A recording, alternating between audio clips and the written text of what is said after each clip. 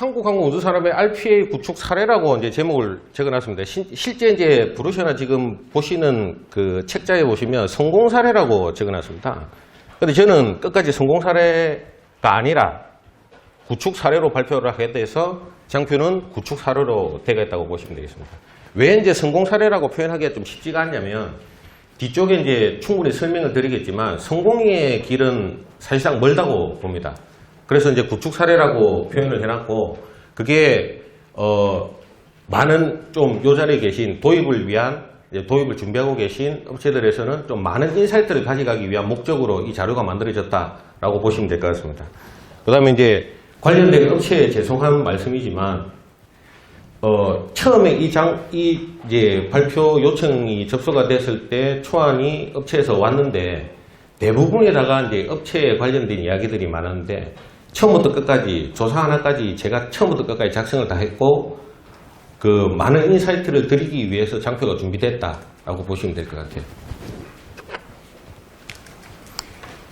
자, 일단 그 발표 순서는 저희들 한국항공우주산업이 도대체 뭐 하는 업체인지 뭐 아시는 분도 계시겠지만 거기에 대해서 설명을 좀 드릴 거고 그 다음에 이제 종합적으로 구축했던 이제 경과, 그 다음에 결과, 그 다음에 이제 저희들이 가지고 있는 발전 방향 로드맵, 그 다음에 이제 시사점 이 순으로 보고를 드리도록 하겠습니다.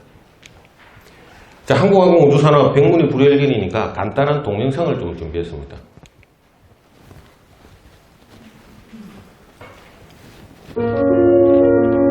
우리는 꿈꾸지 않습니다. 꿈을 실현시킵니다. 우리는 상상하지 않습니다. 상상을 뛰어넘습니다.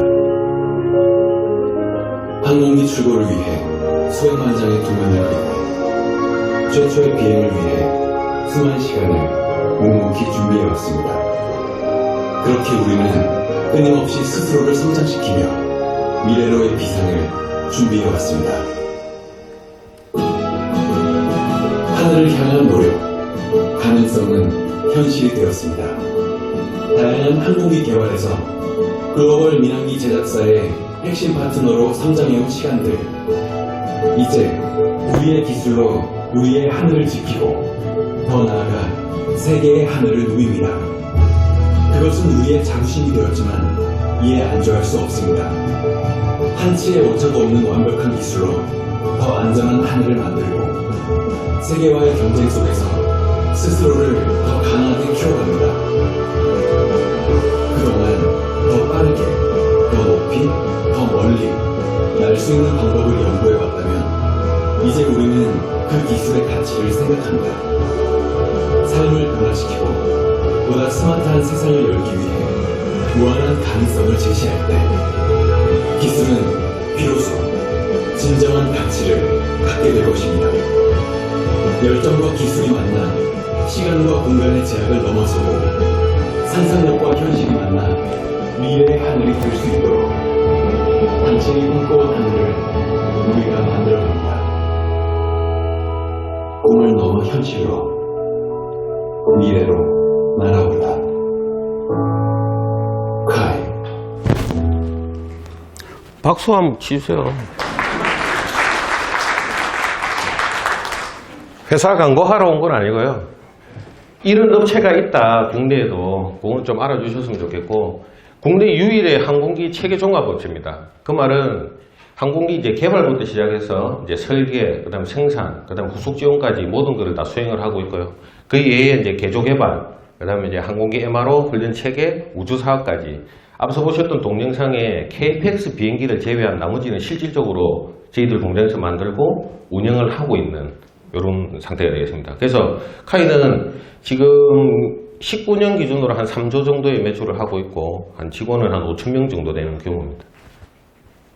예, 간단히 설명을 마치고요. 회사 소개를 마치고 인트로덕션이라고 이제 정의를 해놨는데 앞서 말씀드렸다시피 성공 사례가 아닌 사례에 대한 내용이고 저희들이 이 자리에 오신 분들이 뭔가를 얻어가야 된다는 목적 하에 좀 정의를 먼저 하고 이 발표에 대한 정의를 먼저 하고 가고자 인트로를 좀 넣었습니다. 인트로의 이제 목적론적인 정의는 인사이트 투 인사입니다. 저희들이 이미 경험으로 겪었던 이제 그 모든 이제 경과라든지 과정, 그 다음에 이제 결과물에 대한 내용을 설명을 드리고 지금 현재 RPA를 구축을 하고 이제 도입을 검토하고 운영을 준비 중이신 분들한테 또 다른 인사이트를 드리면서 그게 서로가 교류가 되고 공유가 되면서 선순환 구조를 가졌으면 좋겠다라는 것 때문에 인사이트 투 인사이트로 목적을 정하고 거기에 맞게끔 장표를 준비했다라고 보시면 될 것 같습니다.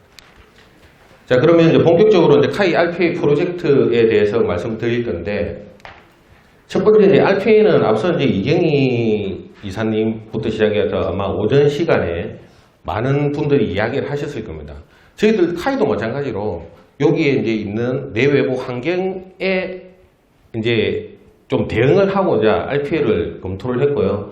RPA를 주로 이제 이야기를 하는 게 뭐 스피드하게 해서 생산성을 향상시키고, 그 다음에 스마트하게 해서 뭐 업무 효율화를 시키고, 그걸 가지고 또 다른 부가가치를 창출하자라는 목적을 가지고 분명히 하는 것은 맞습니다.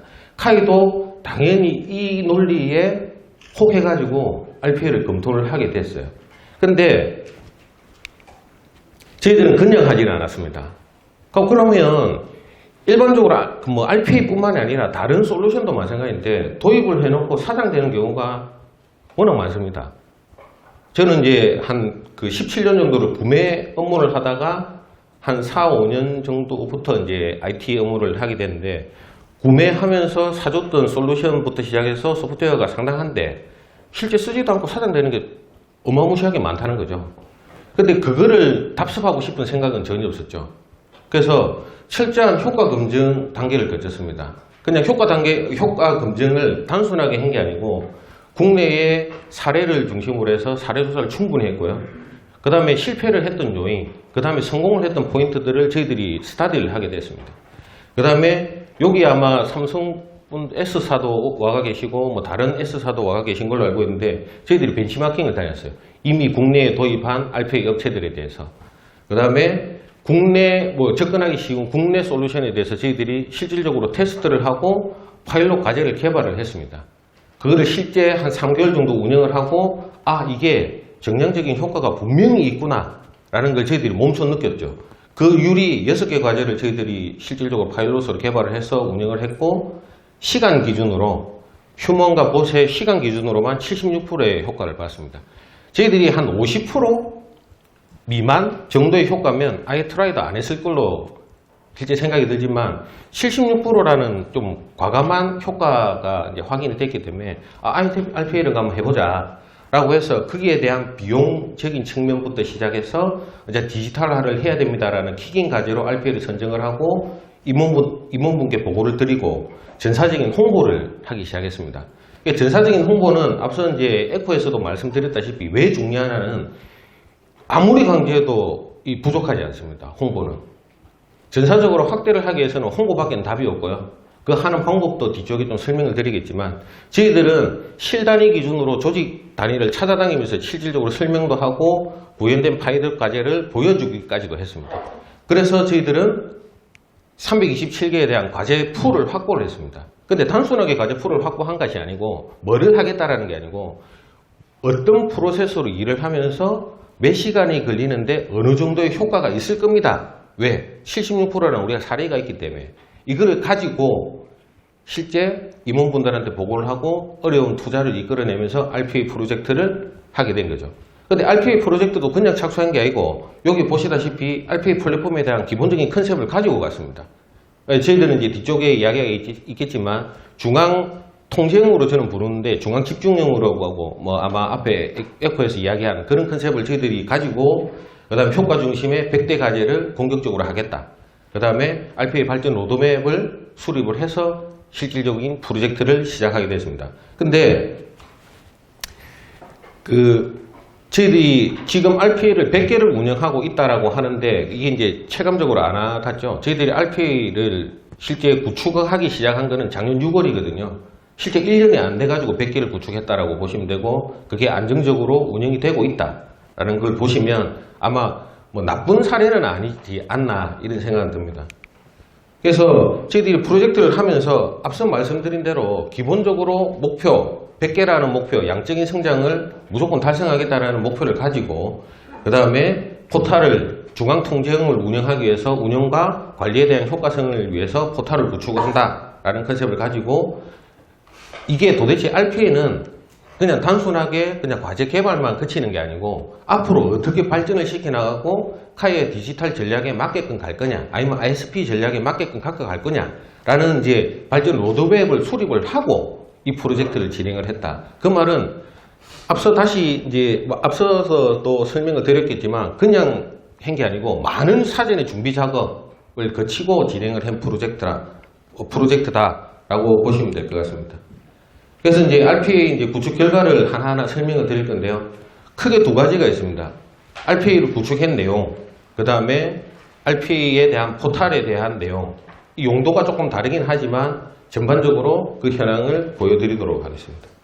근데 이제 책자에 보니까 준비된 자료가 많이 없더라고요. 왜냐면 그냥 발표 자료 때 뭐 보여드리겠다는데 언제든지 벤치마킹은 환영하겠습니다.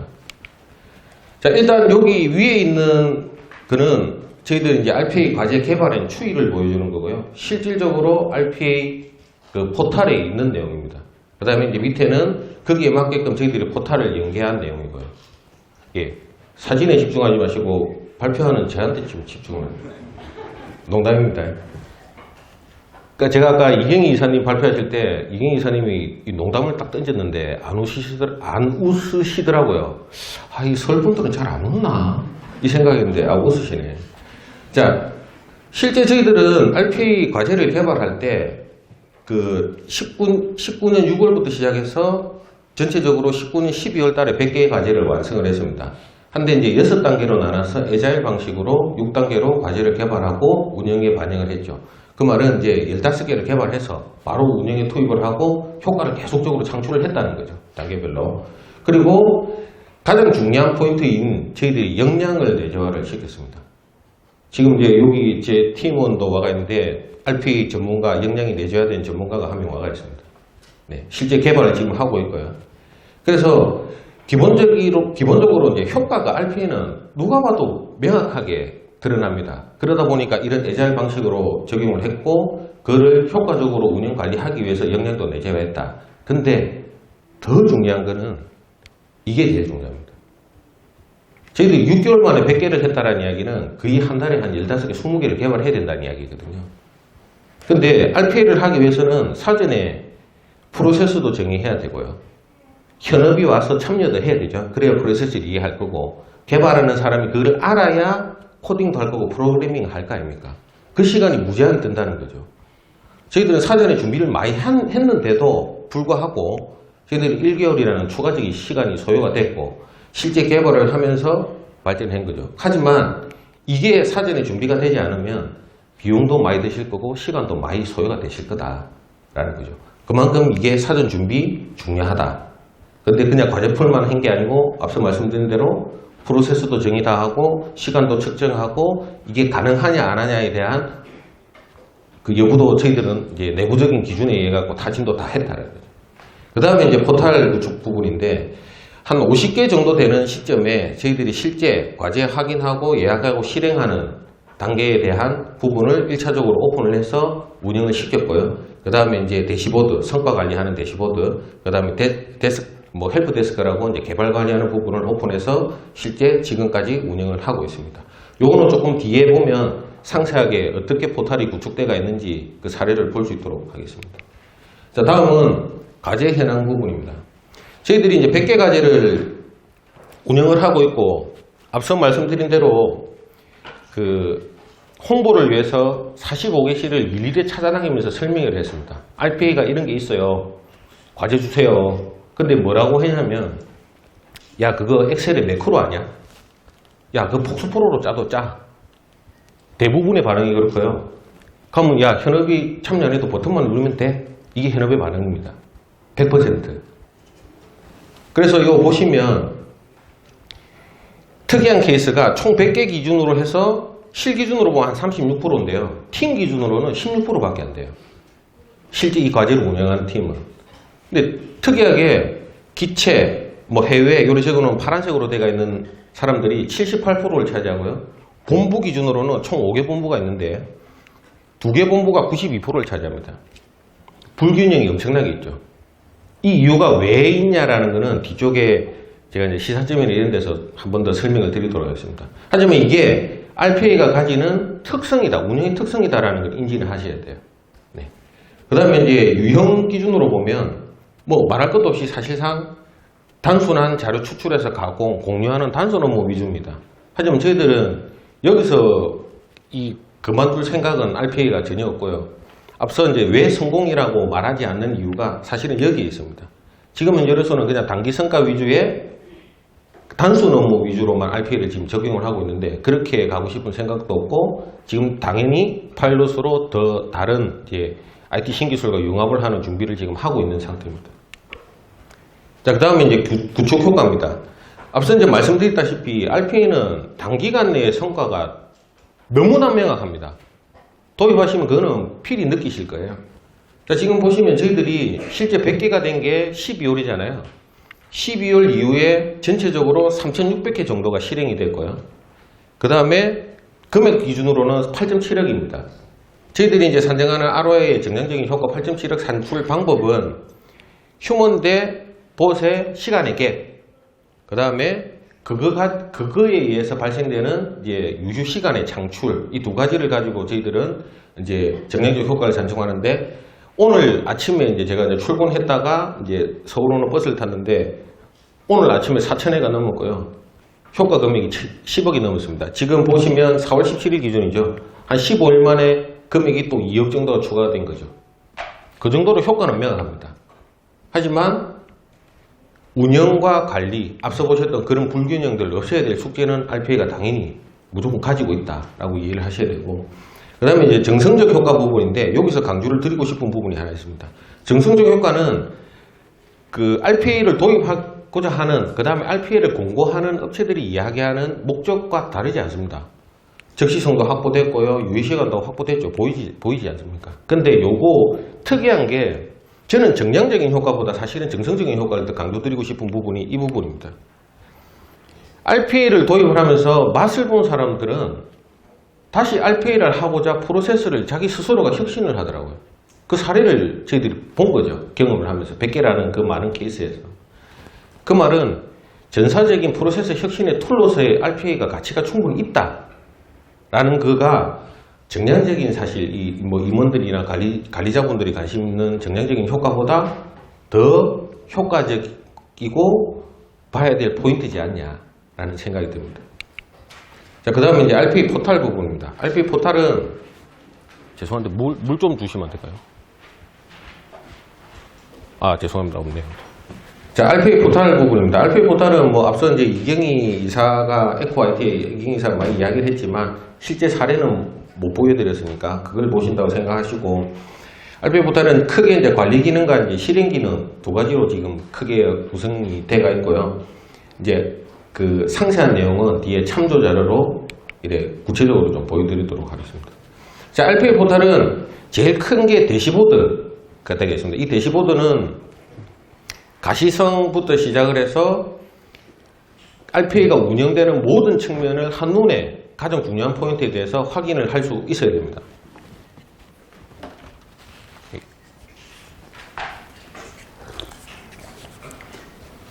사진 찍을 시간 드린다고 지금 제가 물을 먹었습니다.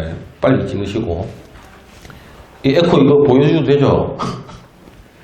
자, 그 포탈의 이제 대시보드는 크게 네 가지로 구성이 되겠습니다. 첫 번째 효과를 보는 ROI, 그 다음에 이제 봇의 활용 상태를 보는 사용률, 그 다음에 이제 그 과제의 실행 성공, 실패 여부를 확인하는 이제 성공률, 그 다음에 진행 과제에 대한 아까 보셨죠?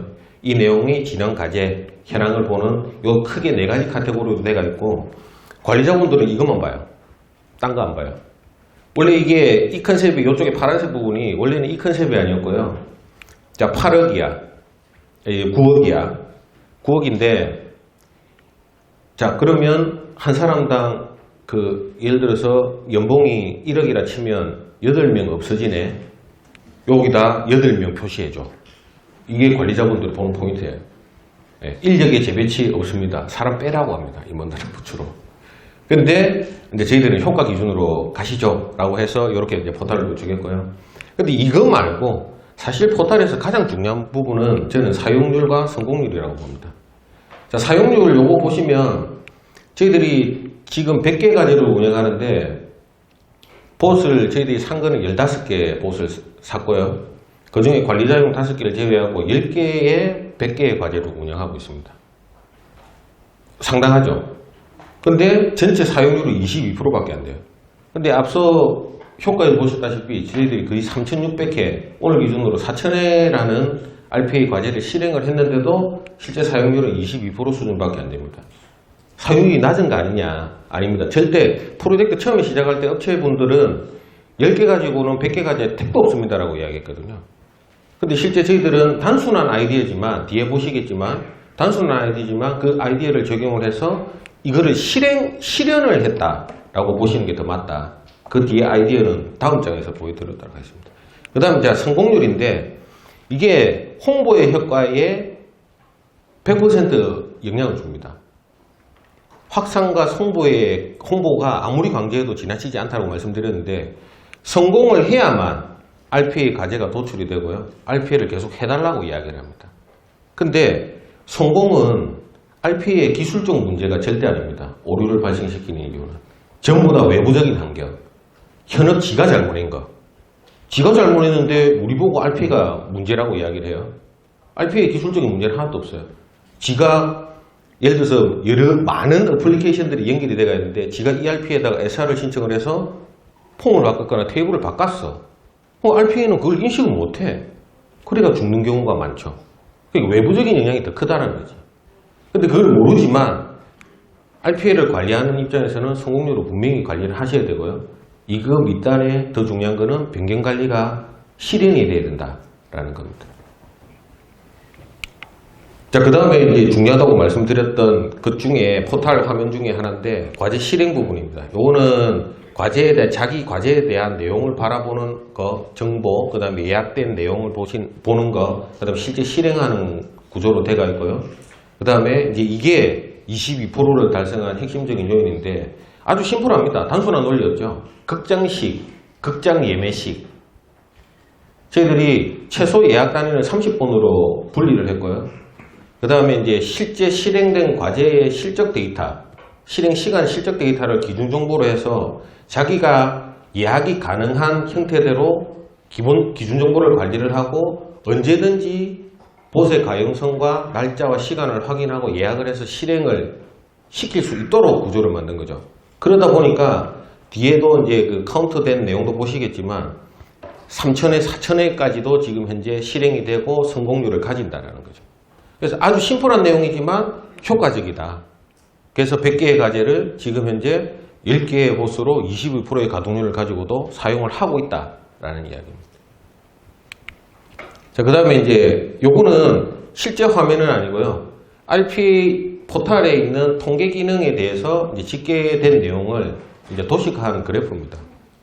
자, 보시면 저희들이 이제 실제 그 100개 과제가 완성된 이제 19년 12월부터 지금 현재까지 4월 요때 만든 게 이제 4월 중순쯤일 것 같은데 4월 22일이네요. 22일인데 요 이제 4월달 빼고 요 보시면 한 700개 가까이의 실질적인 그 러닝의 트리거가 있었고요. 그 다음에 성공은 그 650회, 실패율이 한 12% 정도 이래 발생을 하고 있습니다. 그게 평균치로 거의 유사하죠. 4월달도 마찬가지고. 네. 그 다음에 여기 보시면 RPA의 진짜 특성인 주말에 사용 주로 하는 거, 그 다음에 업무 시작 전에 새벽에 하는 거, 이 현상이 실질적으로 일어나고 있습니다. 이제 RPA를 이야기를 할 때 24/7 이야기를 하는데 실제 실행도 사람들이 그렇게 하고 있다라는 게 이제 저희들이 트렌드로 보이는 거죠. 네. 그 다음에 이제 그 통계 2번인데 이거는 과제별 실적입니다. 보시면 10회 이상이 거의 뭐 75%, 그 다음에 이제 10회 미만이 한 25%, 10회 미만은 대부분 다 이제 월 소요가 있는 과제들이 대부분을 차지하고요. 나머지 한 50회 이상이 되는 게 거의 18% 정도 되는데 이 구조 자체도 그 50회 이상을 실질적으로 실행했다는 이야기는 언제든지 자기가 돌아와서 지가 원하는 데이터를 받아갈 수 있는 구조, 아까 극장식 예약, 그거의 전체적인 효과고 이 효과는 기본적으로 정량적인 효과, 관리자분들의 임원분들이 좋아하는 그 정량적 효과에 영향을 주는 거죠. 그래서 이제 저희들은 그걸 기준으로 해서 RPA에 대한 보험에 대한 운영 최적화도 시켰지만 기대 효과도 증가시키는 일석이조의 효과를 보고 있다라고 이제 보고 가면 뭐 진짜 시간이 뭐 너무 짧아서 그 22%밖에는 되지 않느냐 이렇게 보실 수도 있는데 이 시간대를 보시면 1시간 미만이 한 74% 정도 됩니다. 과제 기준으로 보면. 그 다음에 1시간 이상이 되는 게 한 26%인데 저 중에는 하루 종일 돌아가는 것도 있어요. 과제가 이제 결산 지원하는 것 같은 경우에는 자 근데 1시간이 짧냐? 아닙니다. 1시간은 이게 앞서 효과를 보셨다시피 82%의 저희들이 시간 절감 효과가 있다고 그랬죠. 사람이 하면 13시간이 소요되는 일을 1시간 만에 한다는 겁니다. RPA는 효과는 다시 한 번 더 말씀드리지만 명확하다. 하지만 운영관리는 분명히 하셔야 된다라는 겁니다. 자, 이게 이제 운영관리에 대한 내용 부분입니다. 자, 이게 사용자 만족도는 저희들이 과제 오너들 중심으로 해서 계속적으로 정기적으로 하고 있습니다. 요번 그 연도도 지금 현재 사용자 만족도를 이제 뿌려놓고 왔는데 보시면 만족도가 87% 정도 됩니다. 상당히 높은 거죠. 다른 뭐 IT 업계에 일을 하거나 IT 조직에서 일하시는 분들은 고객 만족도 조사를 실시를 하면 뭐 많아봐야 한 70, 80 언더 이 정도 수준인데 거의 90점에 가까운 만족도를 가지고 있습니다. 근데 그 중에 현업이 참가해야 되는 프로세스 영역에는 한 80% 정도. 하지만 그 결과에 대한 만족도 수준은 거의 93점 정도의 만족도를 가지고 있습니다. 이 기준으로 해서 조사된 VOC를 별도로 분리를 해보면 뭐 이래 프로세스 개선이라든지 뭐 적용 범위를 확대하는 기술적인 발전을 제외한 요 에러와 피드백 부분이 특이하게 나오는데 확인이 되는데요. 이 부분이 왜 중요하냐면 저희들이 IT 조직이든 아니면 RPA를 관리하는 사람들이 잘못한 게 아니고 앞서 말씀드린 데 외부적인 환경, 현업의 잘못에 의해서 발생되는 이유들이 대부분이지만 기본적인 요 만족도, 여기 이제 저희들이 많이 받은 요 93점 정도 받은 거에 직접적인 영향을 주는 요소입니다. 에러가 발생하면 안 쓴다는 거죠. RPA가 구리다. 안 쓰게 되고, 안 쓰게 되면 과제가 노출이 안 되고, 과제가 없으면 RPA는 사장이에요. 저희들이 벤치마킹부터 시작해서 케이스 스타디를 많이 했다고 말씀드렸는데 대부분의 실패한 사례는 과제가 없었습니다. 과제가 있어야 분명히 이 RPA는 계속적으로 발전을 해나갈 거고요. 근데 과제만 있으면 되는 게 아니고 이 에러하고 피드백도 정확하게 하고 운영 유지 관리를 할 수 있어야 된다. 이게 핵심의 키다라고 보시면 될 것 같아요. 자, 그 다음, 이때까지는 이제 저희들 카이가 구축한 이제 구축 사례 경과하고 사례를 말씀드렸습니다. 근데 말씀드렸다시피 저희들은 그냥 머물지 않는 로드맵을 가지고 있습니다. 근데 RPA가 중심이냐? 중심은 아닙니다. 그래서 그 관련돼서 이제 발전 방향을 조금 보여드리도록 하겠습니다.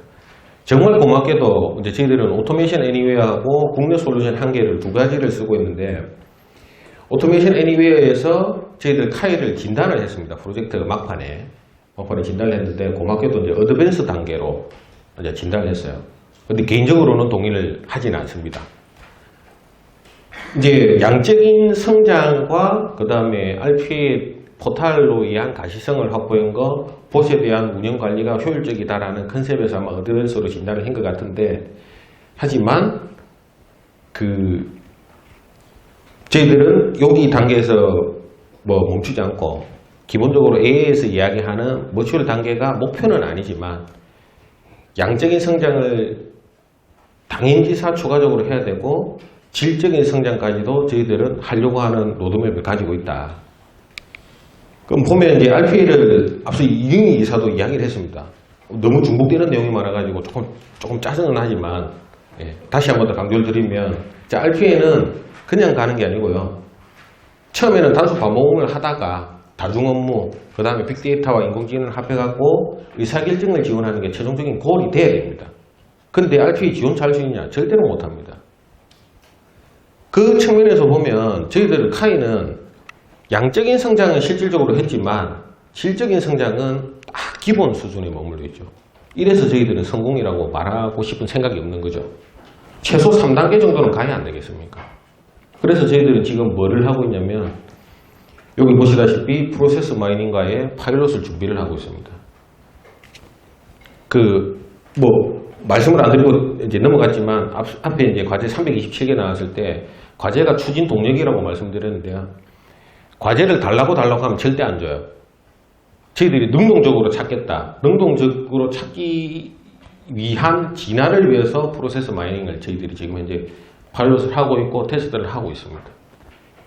그 다음에 최종적인 골은 머신러닝과 인공지능 기술을 융합을 해서 저희들이 가고자 하는 최종적인 디지털 사무 자동화의 디지털화의 목적인 개인 업무 자동화 플랫폼을 구현을 하려고 하고 있습니다. 그 중에 RPA는 하나의 툴이 될 예정이고요. 거기에 따라서 이제 저희들은 전사 확대하고 양적 성장 이것만 하는 게 아니고 신기술 융합을 해서 질적 성장까지도 달성을 하겠다라는 이제 목표를 가지고 있습니다. 자, 거기에 대한 이제 실행 전략으로 보면 저희들 양적 성장과 질적 성장을 주도할 전문 인력을 육성할 건데 아마 COE라고 하는 컨셉과 비슷한 컨셉이고요. 그 다음에 사용자 중심의 변경 관리까지 저희들이 다 모니터링을 할 수 있는 라이프 사이클 관리 체계를 조금 더 고도화를 할 거고, 그 다음에 이제 능동적으로 과제를 도출할 수 있도록 기술을 고도화를 시킬 거고요. 그 다음에 이제 중앙 집중형 통합 모니터링 체계를 할 수 있는 그 RPA 체계를 만들겠다라는 이제 4가지 실행 전략을 가지고 실제 지금 요 4가지를 복합적으로 시행을 하고 있다라고 말씀드릴 수 있겠습니다. 자, 이때까지 저희들이 경과부터 시작해 결과, 그 다음에 이제 로드맵을 설명을 드렸지만 거기에서 핵심적인 요소 포인트, 진짜 인사이트를 드리고자 하는 핵심 요소 5가지 정도만 말씀드리고 마무리를 하도록 하겠습니다. 자, 일단 거버넌스 상당히 중요합니다. 그럼 RPA에 대한 운영 관리를 효율적으로 하고 효과를 극대화시키고 유지를 하면서 거버넌스를 가져갈 수 있는 방법이 뭐냐? 총 5개인데요. 철저하게 준비를 하시고요. 효과 중심적으로 해석을 하시고 로드맵을 가지셔야 됩니다. 안 가지실 거면 뒷장에 보시는 그 추진 동력을 상실하시고 분명히 실패를 한다. 이거는 카이가 이야기하는 게 아니고요. 타사에 구축된 사례를 봐도 분명히 그렇습니다. 두 번째는 모니터링 필수입니다. 어떻게 돌아가고 있는지, 실행은 잘 되고 있는 건지, 실패는 발생하지 않는지, 실패 요인은 뭔지 라는 모니터링 체계를 분명히 갖추셔야 되고요. 그 다음에 아무리 관계도 지나치지 않는 수동적 요청에서 능동적 발굴로 분명히 전환을 하셔야 된다. 근데 이거는 쉽지가 않죠. 신기술하고 분명히 융합도 돼야 될 거고 조금 더 기술적인 발전이 이루어져야 되고요. 그 다음에 홍보활동. 찾아다니시고 발품 파셔야 돼요. 이 RPA 하시려면. 네, 근데 거기서 가장 중요한 핵심 포인트, 이게 키워드입니다. 경험의 확대입니다. 저희들 RPA 처음에 100개의 과제를 할 때 무슨 놈이 어떤 과제를 들고 와도 구현 가능하면 해줘 였습니다. 한 가지 제가 설명 안 드린 부분이 있죠. 아까 불균형이 있었잖아요. 조직에 대한 불균형. 그게 왜 있었냐면 파일럿으로 6개 과제를 저희들이 했댔죠. 제가 이제 관리본부에 있으니까 관리본부 아들이 편하잖아요. 가도 불러갖고 야 과제 내놔봐. 이래가지고 개발해줬거든요. 맛을 본 거야. 또 하는 거지. 우리 해보니까 편하거든. 그러니까 관리본부와 운영본부라는 조직에 집중이 돼가지고 과제가 나오는 거예요. 그러니 홍보활동도 하시고 어떤 과제가 오더라도 해주셔야 된다. 이경희 이사가 이야기를 했죠. 이걸 내가 던져야 될 멘트인데 자기가 던져버렸어. 기분 나쁘게. 자, 맛집 이야기하면 안 먹어본 사람은 있어도 한 번 먹어본 사람은 어떡하잖아요. 경험 없는 사람이 있어도 한 번 경험해본 사람 없어요. 분명히 다시 찾아옵니다. 왜? 지기 편하거든. 조금만 귀찮으면 되거든요. 그래서 이 부분은 생각을 충분히 하셔야 된다. 그래서 최초에 접근을 하실 때는 분명히 무슨 과제라도 해준다라는 컨셉으로 접근을 하시는 게 이 홍보 효과도 누릴 수 있다라고 말씀드리겠습니다. 자, 이제 마지막 장표 되겠습니다. 자, 저희들이 공부를 해보니까 RPA라는 거는 대부분에다가 실패를 많이 합니다. RPA는 도입을 한 업체는 상당히 많아요. 트라이 한 업체도 많고 한데 저희들이 키워드로 잡았던 거는 양적 성장을 너무 장기화를 가져갔어. 그러다 보니까 이거 한운동 만운동에서 동멸독 산실하고 그러다 보니까 장기 정체되면서 침체되고 RPA가 뭐지? 이래 돼버리는 거죠. 저희들 앞서 3단계로 제가 공부를 많이 했다고 했지만 그 기간은 6개월도 채 안 됩니다. 6개월 동안 몰아쳐서 전략시키고 임원들 설득시키고 투자 금액 얻어서 실행을 했거든요. 최초에는 분명히 도전적인 양적 목표를 가지고 진행을 하시기를 좀 공고를 드리고 단지 거기에 멈추시지 마시고 절대 과제 안 나옵니다.